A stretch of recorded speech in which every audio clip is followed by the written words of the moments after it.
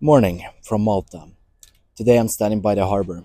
So, there's this concept you might, if you're a European like me, find quite strange.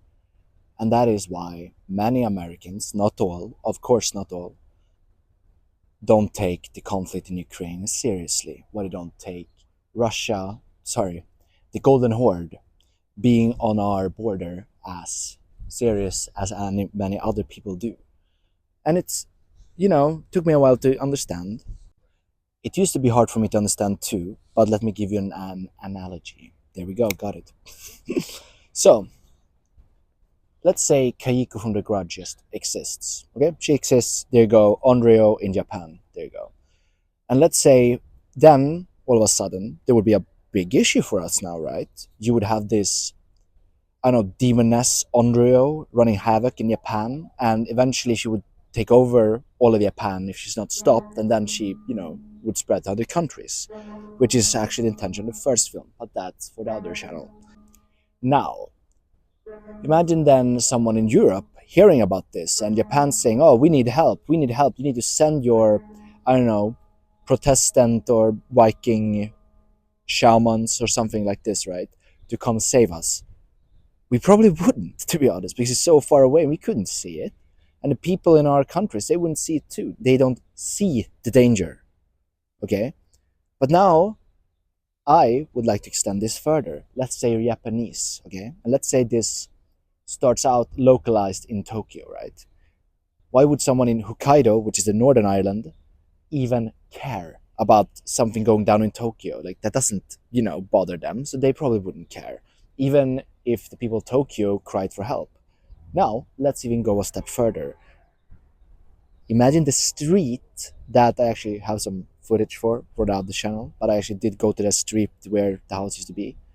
But that street that Keiko's house is on is also like far off in the suburbs. It's not inside Tokyo, it's outside, right? It's equivalent of, to me it was like saying Brooklyn is New York. It's not really. Oh no, a better analogy, Queens. It would be saying like Queens is New York, which is, I mean, it's cute that they think that. Let's say that. Now, it wouldn't surprise me then if people of Tokyo would be like, no, this is like that area's problem. That is that suburb's problem. It's not our problem that there's this demon ghost thing going around killing people. That's not our problem. It's theirs. But they don't see the issue. It's when they see the issue, that's when they get it, right? When they finally get it. Okay. So I think this is the issue, right? And I don't really know how to solve it otherwise than just keep spreading the message, keep talking about it, right? Because what I don't think Americans understand, and this is actually goes for a lot of them because they might think they do, even the people, I'm not saying trying to belittle people who, understand the issue of a golden horde being on Europeans, Europeans. I'm not trying to belittle the people who do understand how problematic, let's say that, it is with the Golden Horde being on our eastern border in Europe. But they won't get it fully until they start feeling the impact themselves too. Then I said, oh my god, like what are we supposed to do, man? Like when they can't start going to Europe properly, when Russia starts shooting down planes, which will take a while. I get that. But herein lies the next issue. I don't really know how to make people understand unless they actually see the issue in front of them, right? I think it has something to do with how we take media. We see a horrible thing on our phone, right? And then we're like, oh my God, that's horrible. And then we don't think about it. It's not until you feel that thing, you know, interacting with you in the real world, like, for example, very extreme example, but let's say Russia landed in Hawaii, right? Then they would get it.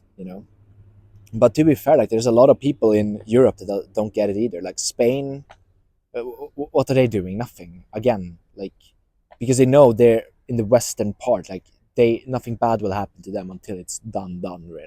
Same with Ireland, right? But I guess they have a bigger problem with, I don't know, being anti-Semitic. There you go.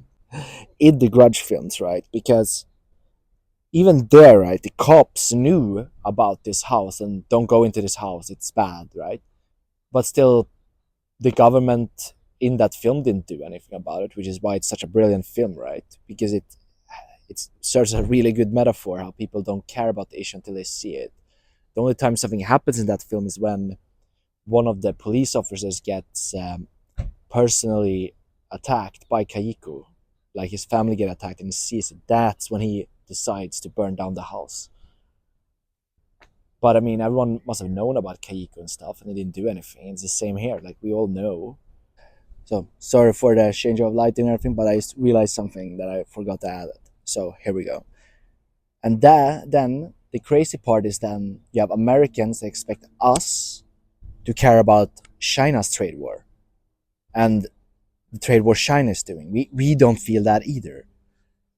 But somehow they, you would think they would have empathy for us with a golden horde at our border.